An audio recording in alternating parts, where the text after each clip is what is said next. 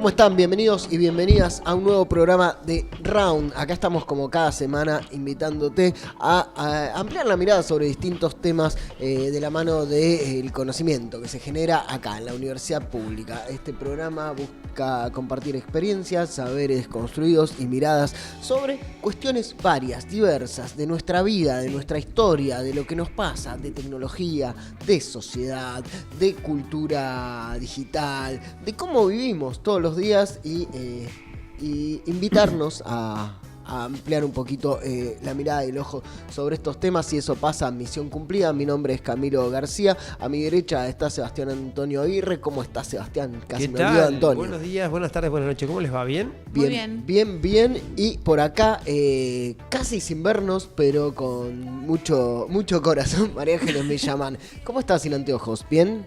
Iba a decir una barbaridad, pero no. No, la estoy pasando un poco mal, pero... ¿Ves poco? Bueno, ¿Ves sí. poco? Veo poco y bueno, cosas que van pasando. Me senté arriba de los anteojos, no lo hagan en sus casas. Suele pasar. Yo iba a decir que se olvidó los anteojos. No te iba a exponer así, pero bueno. No, esto es Televisión Verdad. Televisión Verdad en Canal 10. Bueno, acá estamos con Pinky. Bueno, adelantamos, tenemos un programa cargadísimo, sí, claro. Así que ya mismo vamos a adelantar los temas de hoy. Ustedes saben que estamos estrenando un documental, en realidad está hasta mañana disponible en YouTube. El documental se llama Acá no pasa nada y habla de lo que fue la visita de Videla a Viedma en los festejos el bicentenario de la comarca Viedma-Patagones. Aquellos años, en plena dictadura, Videla vino a Viedma y a Patagones, estuvo desfilando, hubo celebraciones, actos con la presencia del entonces presidente de la dictadura y bueno, hicimos un documental, tenemos mucho material sobre eso acá desde el Laboratorio de Contenidos Digitales de la Universidad y está disponible hasta mañana esta primera versión, así que sí. Métanse, se llama Acá no pasa nada, la visita de Videla a Viedma y los testimonios, las fotos, lo que hay detrás de las fotos, periodistas, está todo, hay muchas voces muy interesantes y hoy nos vamos a permitir una nota que amplía un poco esto. Vamos a estar charlando con Gladys Elvira, que es historiadora de acá, de Viedma, del Cursa, y realizó toda una investigación acerca de cómo operó la represión y la dictadura de manera sistemática y planificada acá en Viedma y en Patagones. Hay un libro que acaba de publicar ella que se llama Silencios develados y viene, bueno, a ampliar nuestra mirada también sobre el tema. Gladys es una de las voces de Acá no pasa nada y viene a contarnos justamente qué hay detrás de esta mirada en apariencia tranquila, donde mucha gente creía que acá no pasaba nada, que la represión y el terrorismo de Estado fue cosa de los grandes centros urbanos, de Buenos Aires, de La Plata, pero que acá en las provincias, en las ciudades del interior, entre comillas, se vivía tranquilo. Bueno, Gladys nos dice que no, tiene un montón de pruebas, un montón de datos que nos dicen que no, que nos dicen cómo operó el terrorismo acá también, en lugares como la comarca, y mientras sucedían cosas como la visita de Videla y la celebración y el festejo en 1979, también del otro lado había, o en el mismo lugar en realidad, había mucho horror y terrorismo y persecución, pero no se veía eso. Tenemos la nota con Gladys Elvira, historiadora, tenemos también Eco de las Redes. Tenemos Eco de las Redes, volvió Eco de las Redes. Y vamos a hablar sobre el fenómeno de las frutinovelas. Seguramente se lo han cruzado scrolleando en las redes sociales. Cambiamos la página totalmente, sí, pero bueno, frutinovelas. Frutinovelas. Nuestra atención exprimida en su máxima expresión, así se llama esta columna que después vamos a desarrollar. Bien, de eso se va a tratar el round de hoy. No quiero robarle tiempo al programa, así que metámonos derecho en las noticias universitarias. Vamos, noticias universitarias en round. La Universidad Nacional de Río Negro informó que en el marco del programa de becas UNRN se renovarán un total de 146 becas para el ciclo lectivo 2026, tras el proceso de evaluación realizado por las áreas de desarrollo estudiantil de rectorado y de las distintas sedes. La adjudicación estuvo sujeta al cumplimiento de los requisitos académicos y socioeconómicos establecidos en el reglamento vigente. Las y los estudiantes seleccionados deberán ingresar al sistema de gestión de becas para completar el cupón de aceptación o renuncia correspondiente. La Universidad Nacional de Río Negro, a través de su editorial, presentó Estudio Infrasónico de Volcanes Activos de los Andes del Sur, aplicado al monitoreo remoto de la geóloga Marcia Hantusch, en el marco de una política que busca acercar la producción científica a la sociedad.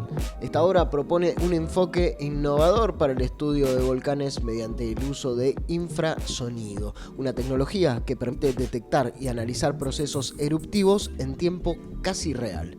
A partir de investigaciones en la región andina, el trabajo aporta herramientas concretas para el monitoreo remoto en contextos complejos.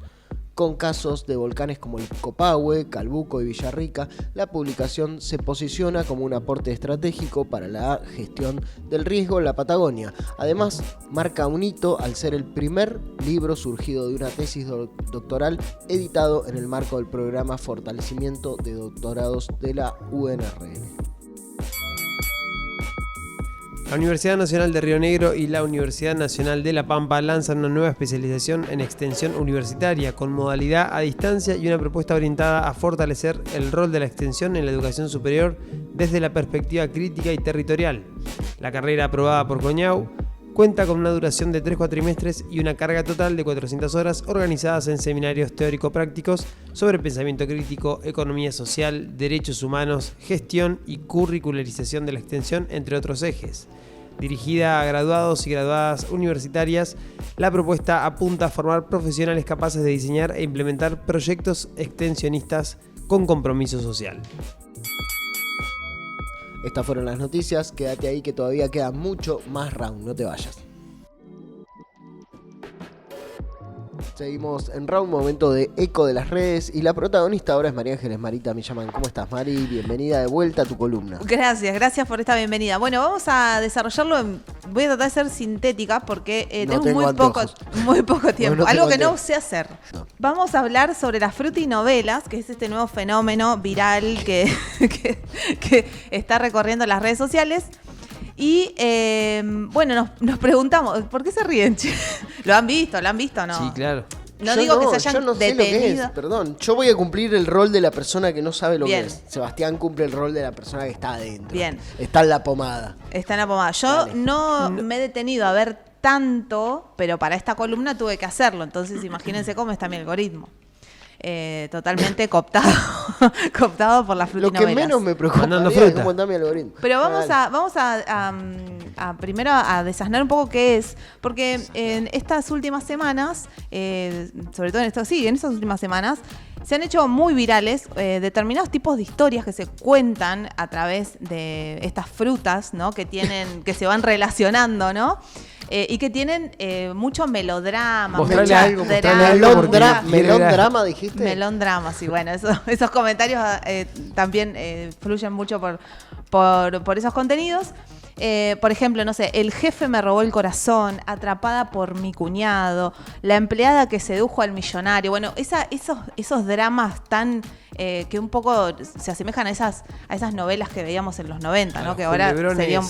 Sí, hoy serían un poquito El polémicas. melodrama, el clásico melodrama del que habla Jesús Martín Barbero, ¿no? Sí. Tan presente en nuestras vidas, sigue vivo en forma de frutas. De frutas que se Animadas. relacionan y tienen estas historias tan melodramáticas. Perdón, yo no soy prejuicioso y la cultura siempre evoluciona, pero ¿de qué carajo estás hablando, María Ángeles? Contenido breve, Sí. contenido impactante que en pocos segundos te atrapa, te guste o no, ¿no? Más allá de... Autoconcluyentes, es una serie. No, sí, son sí. series. Ah. Es una serie que se puede ir siguiendo capítulo a capítulo, pero imagínense que esos son un montón de capítulos que capaz que están resumidos en uno, ¿no? Si nosotros nos pensamos viendo, no sé, Marimar. ¿Los personajes son frutas animadas? Exactamente. Mostrale algo, por Quiero favor, te ver, pido, porque necesito- Vamos a ver. lo vas a No, tener para- ¿en toda la serio columna. tiene? a Ya leccionar los interrumpe de capítulos. por sí, pero ahora lo vas a tener toda la Pero columna.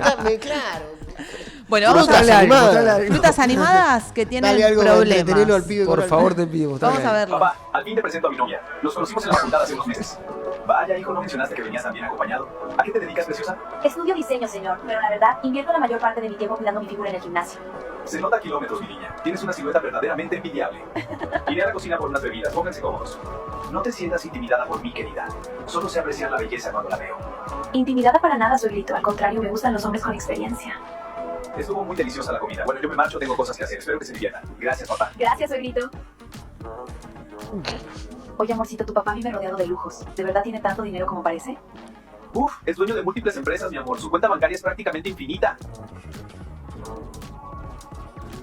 Ja, ja, ja. Esta es exactamente la mina de oro que estaba esperando.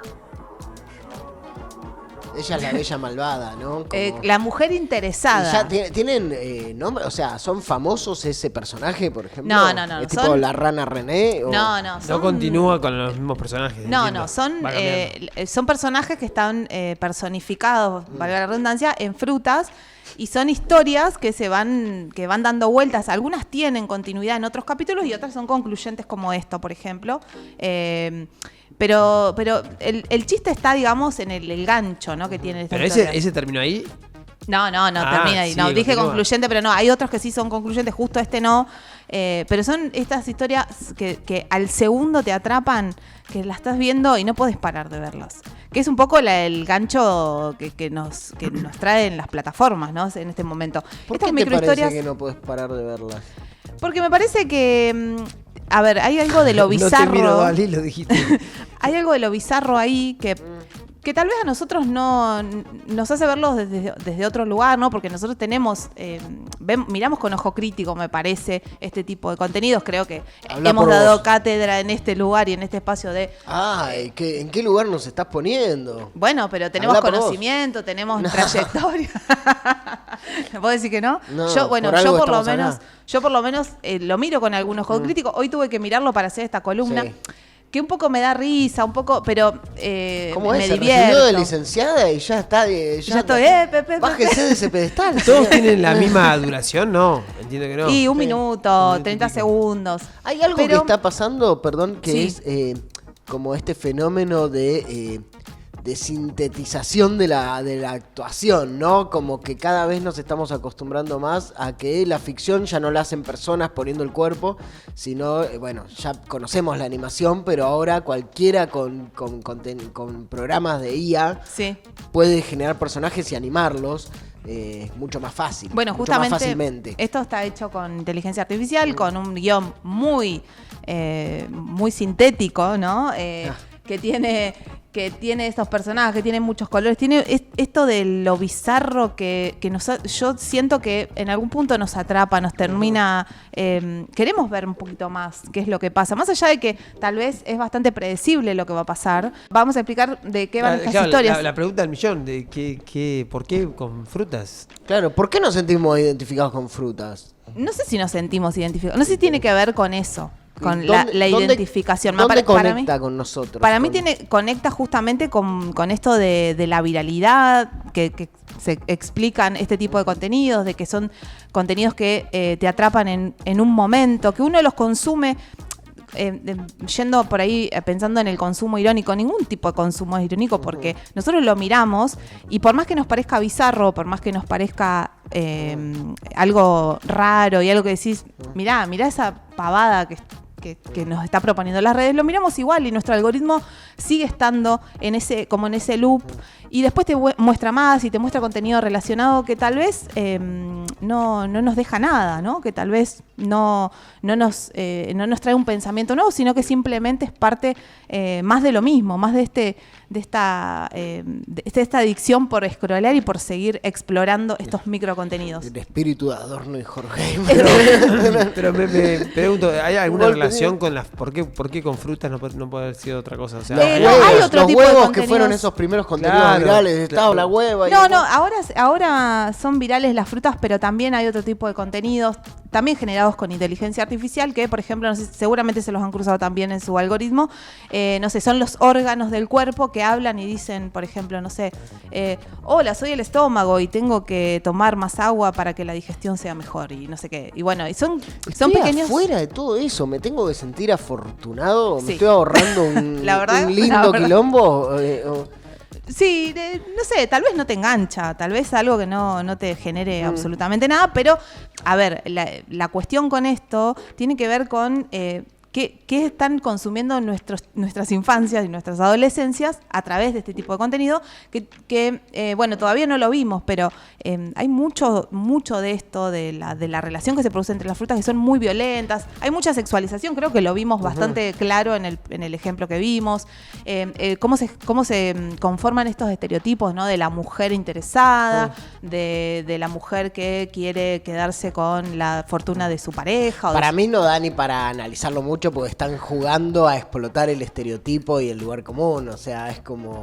Sí, pero hay que tener cuidado también. Sí. Hay que tener Pero se cuidado quién presentan es. inocentemente como, ¿qué está Como viendo frutitos. el nene? Sí. Frutitas acá. Pero supongo que también tiene que ver con el tema de la imagen, la estética de colores. o Claro, algo. sí, sí, Hay algo, ¿por qué con frutas y no con otra cosa? A eso digo, ¿por qué agarrarán frutas para interpretar novelas clásicas o...? No sé O no, cuál es la extractos de gente. la Estás novela. haciendo de mí, pero ¿por qué?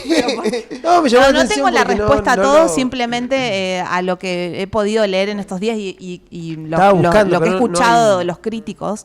Porque bueno, hay como una cierta alerta respecto de estos contenidos, justamente porque llegan a las infancias, a los chicos y chicas de edades más pequeñas, y que nosotros decimos, bueno, está tal vez mirando algo divertido y qué sé yo, capaz que hasta educativo, y no estamos prestando la atención real al contenido. Igual hay que prestarle atención a todo. No, claro. No puede dejar un niño solo con el algoritmo nunca. Bueno, pero pasa. Pasa, ¿no? Hay cuánta gente, digo, no lo digo como que lo hagan adrede, pero de darle el celular y que exploren. Entonces, estos son frutinovelas, es una tendencia. Es una tendencia. La Estoy como el cuenta, abuelo me pregunta, ¿estos que te gustan a vos? ¿Guns N' qué? ¿Guns N' Roses? Eso. imagínense para pensarlo en números. Hay una cuenta que se llama Fruit Love Island, que arrancó en marzo de este año de 2026 y en 10 días acumuló 3.3 millones de seguidores y más de 21 episodios con 200 millones de visualizaciones combinadas entre todos esos Pero episodios. los episodios los producen los propios Las propias cuentas. comunidores. Hay gente que es prosumidora de este tipo de contenido, o sea, que produce contenido y no es una productora grande. Hay una productora grande que sí lo hizo, productora grande. Hay cuentas en distintas plataformas que sí lo producen, pero obviamente hoy tener al alcance de la mano una inteligencia artificial que sale, no sé, $20, $15, eso te permite generar contenido rápido, fácil y con un guión extremadamente lavado, Claro, digamos. ahí estaba O no tan lavado. buscando info de Sí. eso, porque y decía que justamente el motor secreto detrás de la frutinovela es el uso de la IA. Sí. O sea, los prompts están al alcance de todos, entonces vos podés fabricar tu propia frutinovela poniendo el programa adecuado y ya hay ChatGPT, Midjourney, Pika Labs, hay un par de plataformas que ya le entregás eso, le decís qué tiene que hacer y como que lo genera automáticamente. genera automáticamente. como Supongo Y que en tiene que- masa, ¿no? También. Como ejercicio de producción en una carrera de comunicación, de audiovisual o mismo en un secundario, puede ser interesante, ¿no? Generar ficción animada con Sí, sí. personajes. El tema es cómo trabajás el contenido, los diálogos, la historia, ¿no? Detrás de esas frutinovelas. Me parece que el mensaje es todo lo que ¿Por conlleva qué el nos guión. identificamos con frutas? ¿Por qué nos identificamos con este tipo de relato? ¿Por qué los chicos? Con No, el yo melodrama. creo No sé que si tiene se- que ver con, no Claro. lo sé, después lo investigaré, pero me parece que tiene que ver con el hecho de los colores, que son como Atrapantes. muy saturados, tiene que ver con las formas. Los dibujos animados. Claro, me parece que es más difícil hacerlo de otra forma y de esa manera como captar la atención más fácil. A mí Sí, me no han sé si aparecido, pero las pasé, no me detuve porque pensé que No, eran- no está bien. No tiene que ver con una identificación real, me Voy a estar parece. atento a ver si mi hija me habla de frutinovelas. ¿No? Yo creo que no. Si no usa Instagram. Bueno, aparecen los Pero las shorts cosas también. le llegan. Bueno, sí, es llegan verdad. igual, la cultura digital Es verdad eso, es verdad. Trasciende. los dispositivos, se meten en la vida. Como llegó tralalero, tralalá, va a llegar esto. Es un poco parte de estos brain rots. Me acuerdo del brain rot italiano del tralalero. ¿Cómo mirarlo sin una mirada moralista, ¿no? Alguien quiere pensar en los niños, cómo se está degradando la cultura, sino tratar de entender el fenómeno. Tratar de entenderla, sí. En Argentina hace poquito, en este año, recuerdo que también Jimena Cardi protagonizó un short film o short drama, como se le llama, en formato vertical para redes sociales, también con un gancho muy atrapante que tenía que ver con una relación amorosa entre una persona, ella que era una adulta y una persona más chica, ¿no? De menor edad, no vamos a decir menor porque no era un menor de edad, sino que tenía, 18, 19 años y ella tenía 30 y pico y era la docente. Entonces, bueno, ahí también hay un gancho emocional. Es el graduado. Hay un gancho emocional, pero bueno, está producida con actores, bajo determinadas reglas, es normas. más parecido a lo que conocemos, cambia la situación de consumo. Exactamente. Esto es como medio, yo lo veo cuando las cosas son así, es como medio una parodia de todo. Mirá, está todo tan podrido que hasta hacemos cosas con frutas y nos reímos, parodiamos como no tenemos más ideas, ¿viste? Circular así las cosas. Sí, no tenemos más ideas y tampoco se está fomentando pensarlas o guionarlas como para que nos dejen un mensaje un poco menos grotesco, me parece. No sé si más educativo, no sé si va por ese lado, pero un poco menos grotesco, donde no haya tanto estereotipo, donde no haya pero ahí tanta podemos criticar asimetría. toda la cultura. ¿Quién tiene la vara para decir esto es bueno, esto no es malo? Y para eso están los creadores de contenido. Nosotros teníamos muchos dibujitos con bichos de luz, con animales. Escuchame, ¿y qué? ¿Y todas las canciones de qué hablan? De amor. Sí, están proponiendo la... Bueno, ¿es mi columna? Sí, bueno, ¿qué tiene? Vos estás provocando el pensamiento. Bueno, eso es lo que quería, justamente. Estudiaste, te recibiste y ahora sos conservadora. Bueno, ya vamos a ir cerrando. Yo creo que es para investigarlo un poquito más y para desarmarlo un poco más, pero no todo está perdido, porque también estas frutinovelas se trasladaron al plano educativo y la Fundación Huésped, ahí está. Huésped, sí. Ahí está, tuve un blanco, perdón. La Fundación Huésped lo utilizó para hacer una microficción relacionado al cuidado de la salud sexual, así que nos vamos a ir con eso. No todo está perdido, no todo es contenido sintético porque sí. Quiero que es mi novio. ¿Qué puede salir mal? No quiero ser forro porque me aprieta. No lo puedo creer. Pensé que me amaba, pero algún día encontré a alguien que me quiera cuidar. Ups.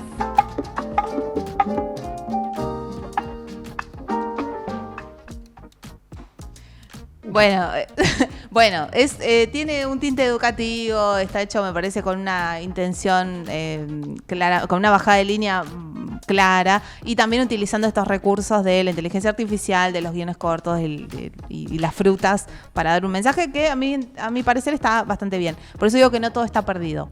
En esta generación. Yo tengo un montón de críticas, pero la voy a dejar para otro. Lo podemos extender para la próxima Eco de las Redes. Eco de las Redes, las frutinovelas y la que nos trajo este mundo es María Ángeles Marita Millamán. Gracias, Mari. Gracias. Bien. Seguimos en Round y esta semana Viedma y Patagones cumplieron 247 años. Y cada vez que hay aniversarios pasa algo medio raro, ¿no? Que hay cosas que se festejan y hay otras cosas que se quedan un poco afuera del relato. En el año 1979, cuando la ciudad cumplía 200 años, vino Videla. Acá hubo actos, hubo discursos, hubo fotos, una escena bastante ordenada, ¿no? De todo. Y ahora, mientras todo esto pasaba, también estaban pasando otras cosas, ¿no? Cosas de las que no se hablaba, quizás. Gladys Elvira nació acá, creció acá y hace años que viene reconstruyendo otra historia. Ella es historiadora, investigadora del Cursa y acaba de publicar este libro que se llama Silencios develados. Un trabajo que es muy fuerte, que habla sobre una investigación sobre cómo operó el terrorismo de Estado acá, en la comarca. Y además es una de las voces del documental Acá no pasa nada, que estrenamos ayer viernes. Bueno, Gladys, bienvenida a Round. Gracias por venir. No, gracias a ustedes. Un gusto estar acá y compartir este espacio. Bueno, antes de empezar a hablar de tu trabajo y arrojar un poco de luz sobre este tema, como para conocerte un poco más acá, por ahí es una pregunta medio fuerte, pero está bueno que la hagamos. Vos perdiste a alguien muy cercano en el año 75, previo al golpe. Y la pregunta es si eso es lo que te puso en el camino. Bueno, la verdad que no sé si es lo que me puso en el camino, sí. Yo en el año 75 egresé del secundario en el 74 y en el 75 ingresé a la Universidad del Sur a estudiar geología. Hacía 4 años, yo iba a segundo año del secundario cuando me puse de novia con José Surace. Así que éramos novios y mi vida pendía de eso, de ir a Bahía, y ahí aprendí en la universidad junto a José y los amigos de José la militancia política. Empecé a aprender eso que me encantaba, y bueno, elegí geología, que también era lo que estudiaba José, o sea que muy influenciada toda mi vida estaba armada en torno a eso. Así que en el 75, feliz, me fui a Bahía Blanca a estudiar geología, a vivir con la persona a la que quería, a hacer lo que me gustaba. Pero ese mismo mes y ese mismo año que yo ingresaba a la universidad era intervenida y asumía Remus Tetu, el ucraniano de la AAA, líder, el que comandó la AAA y todos los asesinatos que se cometieron en Bahía Blanca. Así que llegué en el peor momento. La militancia política era clandestina o no era. Y todos los días, en abril, yo llegué en febrero, en abril se asesinó a Guato, el chico Guato Cirribuelo, el chico militante del Partido Comunista, en las escalinatas de la universidad, con un grupo de tareas que bajó del Falcon de la universidad, de Remus Tetu, con el escudito, con testigos, a plena luz del día. Bueno, en Bahía Blanca era muy difícil vivir, pero a pesar de eso no nos íbamos, todos nos quedamos, se militaba lo que se podía, pero salíamos en grupos a la calle mirando para atrás porque andaban los autos de la patota. Finalmente, en diciembre del 75, lo hace un grupo de tareas de la AAA, ingresó a la vivienda donde vivía José con Julio García y Gabriel Ganuza y Atilio Casadei. Se los llevó, lo dejaron a Atilio y se llevaron a Julio, José y Gabe. Lo sacaron de la cama, estaban durmiendo y como estaban, los llevaron. No les permitieron agarrar los documentos, ponerse calzado, nada. En 2 autos, presumiblemente 2 torinos, se los llevaron y los torturaron y los asesinaron. Bueno,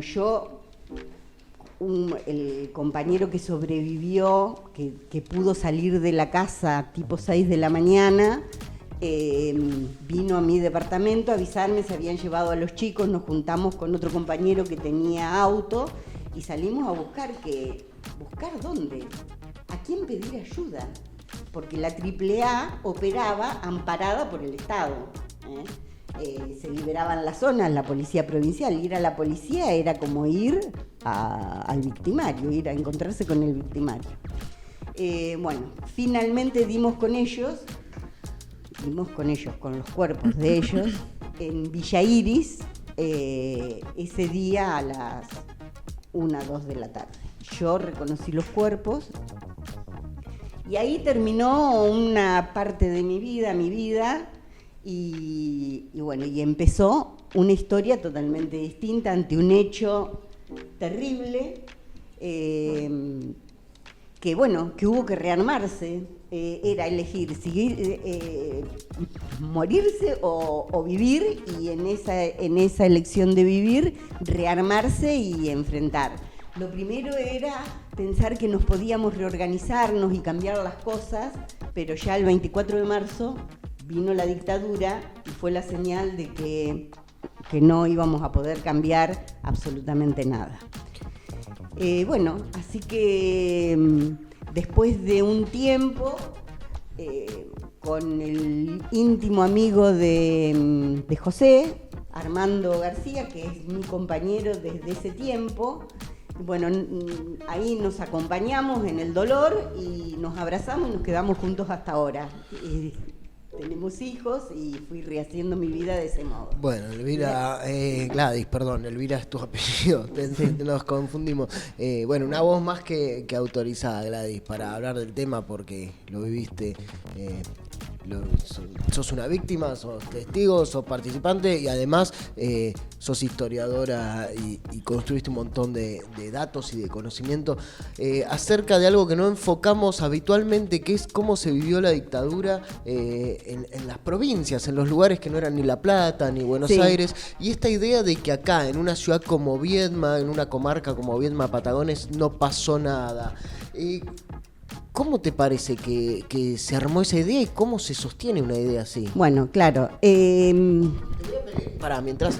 Después aparte, de la crónica. Perdóname, te cebo un mate mientras te pongo el micrófono ahí. Porque no puedo mover las manos. Toma. Ahí estamos. Bueno, después la vida me fue llevando, estudié para maestra y después historia que descubrí que me gusta, que me apasiona. Pude estudiar, recibirme ya casada, con hijos, todo esto. Y siempre tuve como asignatura pendiente contar la dictadura acá. Yo en 1979 no estaba en Viedma porque tuvimos que irnos de Viedma porque estábamos vigilados.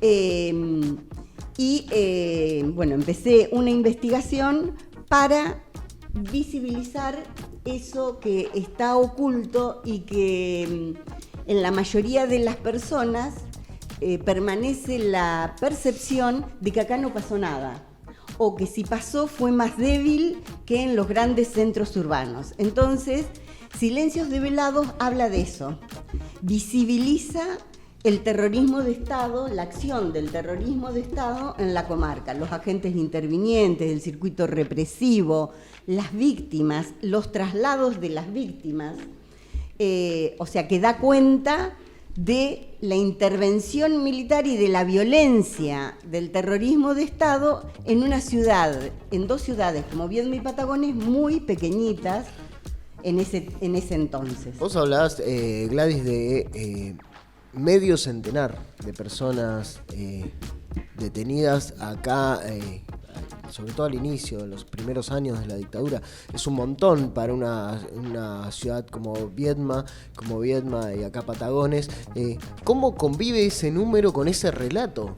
Si es tan grande el número y tanto lo que pasó y tanto lo que se operó. A dos días del golpe de Estado se produce el primer secuestro violento en Viedma. Y a partir de ahí hay una seguidilla de operativos antisubversivos y se secuestran en total, que es el registro, lo que tenemos registrado, de lo que tenemos denunciado o relatado por las propias víctimas al periodismo, en algún acto y demás. O sea que seguramente ese listado que yo detallo es incompleto, porque hay más que aún permanecen en silencio. Se tardó mucho en poder contar lo vivido en los centros clandestinos de detención. Hay gente que permaneció en el incilio, en el exilio interno durante décadas. Hay otros que pudieron y fueron los que denunciaron en los juicios y contaron su experiencia en los centros clandestinos. Y así, están los relatos cuando vuelven de los centros clandestinos, de eso no hablaban.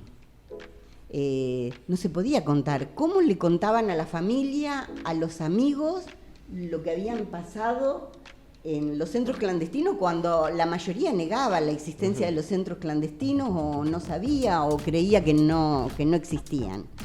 Entonces, por muchas razones, lo que dominó toda la época de la dictadura y mucho tiempo después también, porque hubo retrocesos, dentro de la democracia hubo retrocesos, ley de punto final, ley de obediencia debida, indultos, el miedo impidió contar, pero además del miedo, que a mí me parece que fue predominante, la estigmatización social impuesta por el poder, claro. El subversivo, el que venía de un centro clandestino, salía de la comisaría porque había estado detenido, era un subversivo. Y al subversivo había que separarlo de la sociedad. Entonces, esto impidió poder contar lo que pasaba. Perdón, sí. Ahora te dejo, María Ángeles, pero no quiero que se me escape esto, porque lo dijiste al pasar y a mí me parece que es algo muy importante de tu investigación y tu trabajo, que es que vos decís, 2 días después del golpe de Estado se produce el primer secuestro acá, lo cual hablaba de, no es que empezó a desarrollarse una política y bajó, o sea, inmediatamente bajó, lo cual abona la idea de que había un plan bien armado, de que esto se lleva a cabo, había gente previamente vigilada y se operó estratégicamente, ¿no? Al mismo tiempo. Hay un capítulo, sí, tal cual. Hay un capítulo, el primer capítulo, que se llama El orden se construye. El golpe de Estado en 1976 comenzó a construirse en la década del 60, cuando las organizaciones guerrilleras todavía no existían en Argentina, pero como una política defensiva, no ofensiva, como nos contaron, que la dictadura tuvo que intervenir porque la guerrilla, la violencia política, el terrorismo de las organizaciones guerrilleras, no. Sí, eso ya para el 76 ya estaba desarticulado. Desarticulado, tal cual. Pero fue una operación política pensada mucho tiempo antes. Yo ahí doy cuenta de todas las reglamentaciones militares de cómo van a hacer el golpe. Para 1976 la estructura normativa está totalmente armada. Ahora estoy escribiendo un artículo sobre lo que se llamó el Plan Bolsa, un plan contribuyente al Plan de Seguridad Nacional. Y empieza, el día D a la hora H se toman el ejército, la Fuerza Aérea y la Marina, toman los poderes ejecutivos de todas las provincias, intervienen todas las municipalidades, clausuran las legislaturas. El detalle exacto de lo que pasó el 24 de marzo. Había un plan de represión para Viedma y Patagones. Para todo el país. Para todo el país, porque se dio de manera sincronizada y simultánea en todo el país y sistemática. Fue un plan que luego se aplicó de manera sistemática en todas las provincias, hasta en los pueblitos más chiquitos. Cuando intervienen las municipalidades, vos decís, ¿qué pasó en Jacobasi? Y sí, en Jacobasi sacaron al intendente y pusieron el intendente que ellos eligieran. Así, rápido, lo tenían todo planificado. Tenían la gente que iba a ocupar ese día la intendencia, quién iba a ocupar la gobernación, y en ese, que se llamó Plan Bolsa, está el detalle minucioso de lo que van a hacer. O sea, pero lo que van a hacer no solo para ocupar los cargos políticos de gestión, sino también para realizar tareas clandestinas, detención, secuestro y tortura. Hay una obsesión. En todas las directivas militares hay una obsesión. Identificar al subversivo y separarlo de la sociedad, para que no contamine. Y ese separarlo de la sociedad es el secuestro. Primero, la inteligencia, la vigilancia para detectarlo.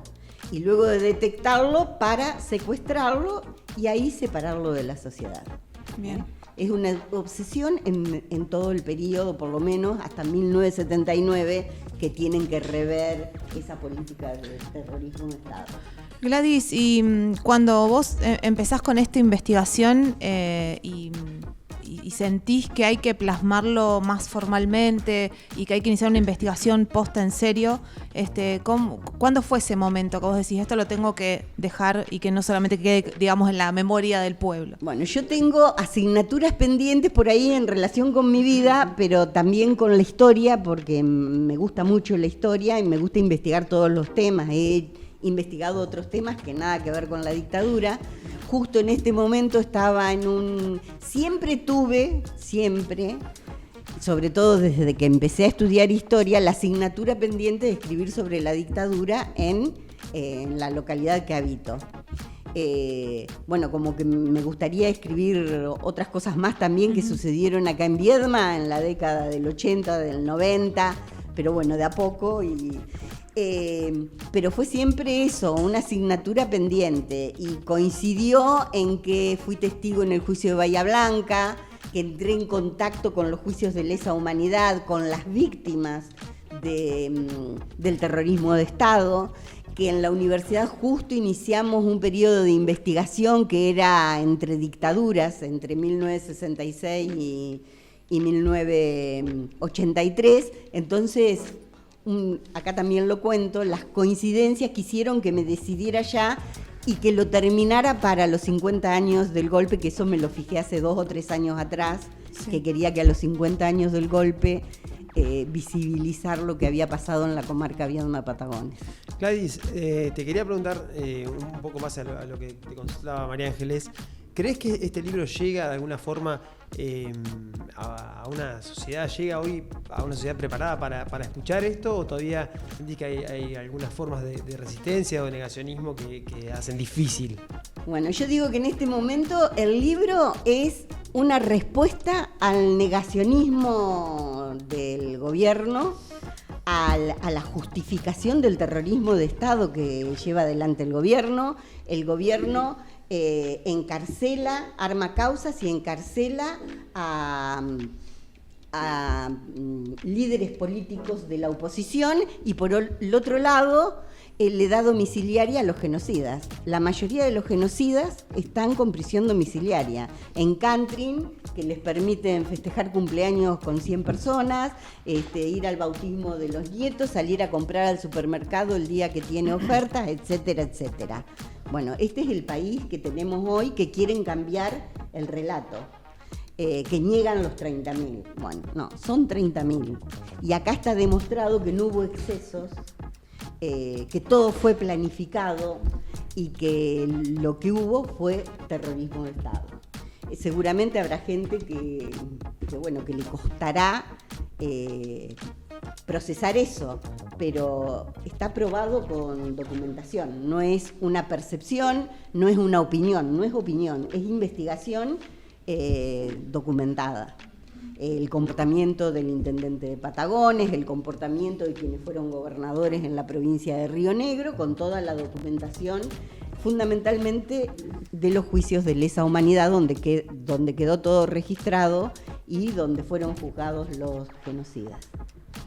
Bueno, tenía una pregunta más que no sé si llegó. No, a mí me gustaría saber un poco más, no sé si querés, era esa tu pregunta sobre el Bicentenario de Viedma, aquel acto grande que se hizo primero en Patagones, después en Viedma, por el Bicentenario en el año 79, en plena dictadura, con la presencia de Jorge Rafael Videla, el entonces presidente de facto, y toda una ciudad movilizada por la presencia del presidente, celebrando su presencia, mientras sucedía toda esa parte que vos también te describís y a la que te referís en tu libro. Entonces, cuando ves esas imágenes, esos materiales y esas escenas, ¿qué te produce? ¿Qué te hace sentir? Bueno, sí, el Bicentenario fue festejado. Fue festejado el Bicentenario de la fundación de la comarca de Viedma de Patagones, pero fue una fiesta impresionante porque vino no solamente el presidente de la Nación, vino el gobernador de la provincia de Buenos Aires, el presidente con su esposa, fue un acto, el ministro del Interior, una comitiva oficial con todas las autoridades. Y bueno, en el documento que ustedes van a presentar este viernes, me mostraron una foto de Carmen de Patagones, porque se hizo a la mañana en Carmen de Patagones y a la tarde en Viedma, o sea, un día completo al Bicentenario, con la presencia, según el diario Río Negro, de más de 6.000 personas, que en ese tiempo para Viedma y para Patagones es un montón, es una en multitud. Y se ven banderines, un día de júbilo, de fiesta, con la presencia del dictador, del genocida, del que llevó adelante, implementó el terrorismo de Estado y produjo la desaparición de 30.000 personas, más todas las violaciones a los derechos humanos que conocemos. Y sin embargo, yo pienso, se debe haber ido fascinado Videla ese día, sintiéndose un héroe, porque 6.000 personas en Viedma, Patagones, que lo aplaudían, que con desfile de todas, bueno, en ese tiempo se estilaba que las escuelas desfilaban. Lleno de guardapolvos blancos, con la gente aplaudiendo y él caminando, porque caminó de la municipalidad a la catedral donde fue a misa, caminó de la casa de gobierno en Viedma a la residencia del gobernador, fue caminando acompañado por una multitud que lo aplaudía. En 1979, cuando estaba por venir la Comisión Interamericana de Derechos Humanos, que creo que llega en septiembre del 79, o bueno, a mediados de año, o sea que ya se sabía lo que pasaba, ni hablar del trabajo y de la lucha de las madres de Plaza de Mayo, que ya estaban las madres, ya había sido el mundial, las denuncias durante el mundial, etcétera. La prensa extranjera hablaba de las desapariciones en Argentina, de las apropiaciones de niños, o sea, que era muy difícil no saber lo que estaba pasando. Pero no estaba construido ese sentido común, había una hegemonía del proceso, del discurso, evidentemente. Claro, la censura seguía. Los diarios decían que los desaparecidos en realidad eran los que se habían ido a pasear al exterior y salía en todas las revistas. La prensa estaba totalmente censurada, lo mismo con la guerra de Malvinas, ganábamos cuando íbamos perdiendo.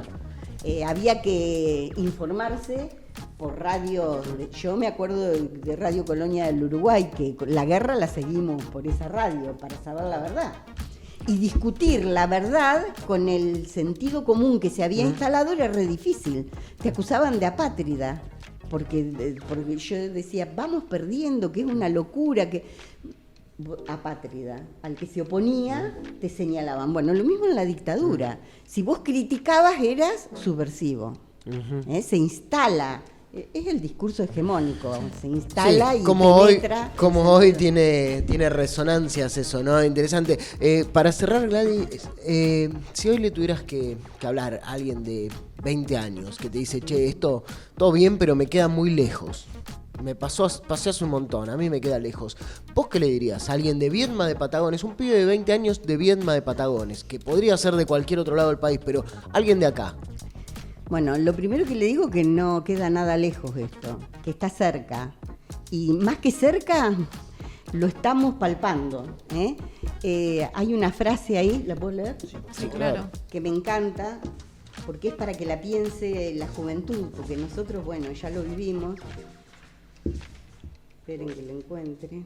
Qué lindo ojear el libro. ¿No? Me encanta. Encontrar. Bueno, miren, reconstruir, memorar, develar lo silenciado es lesivo para el poder, que muta y reaparece distinto y el mismo cada vez. El poder reapareció, el poder de los 76 reapareció, mutó. Hoy no están las botas, hoy no están los militares, pero hay autoritarismo, hay decretos de necesidad y urgencia, hay facultades delegadas, y el modelo económico ni hablar, entrega de la soberanía, neoliberalismo extremo, es el plan de Martínez de Oz que mutó, pero es el mismo encarnado en otras personas. Entonces, lo que yo les digo a la juventud es: faltan encontrar más de 300 nietos y nietas apropiadas por los genocidas. Hay 30.000 desaparecidos que todavía no los encontramos. Miren si será presente, miren si esta historia no sigue siendo hoy, cuando hace pocos meses se encontró en Córdoba 12 cuerpos que eran personas que hasta hace un mes estaban desaparecidas, que recién sus familiares pudieron saber el destino que tuvieron y hacer la sepultura que correspondía. Sigue siendo presente. Y lo que le digo a la juventud es que el silencio no es salud. Que yo ando mucho en las escuelas dando charlas, doy charlas con los chicos, charlo, y veo la timidez para hablar. Yo vengo de una generación en que nos tenían que callar, que hablábamos todo el tiempo, criticábamos, militábamos, nos llevábamos el mundo por delante, nos creíamos dueños del mundo y nos equivocamos, pero decíamos. Me preocupa el silencio de la juventud, la timidez para hablar, el miedo de equivocarse, no sé si frente a los compañeros, a los docentes. Entonces le digo, rompan el silencio y salgan a reclamar, organizarse en centros de estudiantes, en la universidad o en las escuelas y reclamar los derechos, denunciar lo que está mal, lo que sabemos que está mal, porque no es que no sepan, los jóvenes saben y se dan cuenta, pero falta el canal para decir, para exteriorizar eso que a mí me parece que sí saben, que lo sienten y que lo podrían decir. Bueno, hay que buscar el espacio y la organización para poder exteriorizarlo, pero no callarse. Muchísimas gracias, Gladys. Elvira, gracias por venir.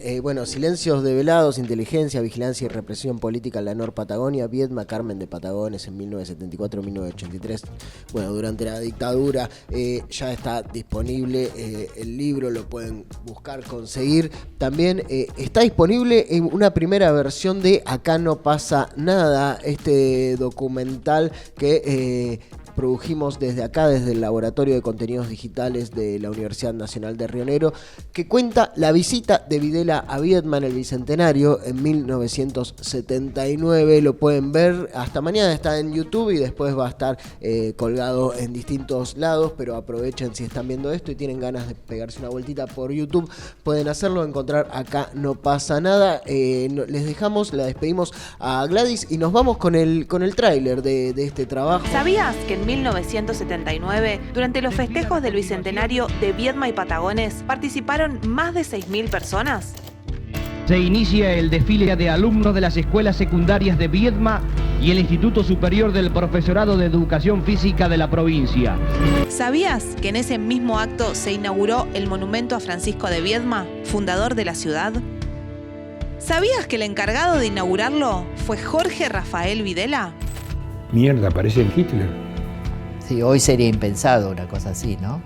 Arriba al aeropuerto Gobernador Castelo, el avión presidencial que trae a su bordo al presidente de la Nación, Teniente General Jorge Rafael Videla y su comitiva oficial. Lo reciben los gobernadores de las provincias de Río Negro y Buenos Aires. El silencio es salud, decía la Junta Militar. Y yo le preguntaba a mis viejos y me decían, no, está todo bien. Mientras la ciudad celebraba, de otras cosas no se hablaba. Acá no pasa nada. Acá no pasa nada. El documental. Finalizado el desfile, el presidente junto a las autoridades nacionales y provinciales se retiran en automóvil. Mis padres hicieron fila para darle la mano a Videla. Te invitamos al estreno, este viernes 24 de abril a las 19 horas en el campus sede atlántica de la UNRN en Viedma, con proyección y charla debate junto a los protagonistas. Acá no pasa nada. El documental.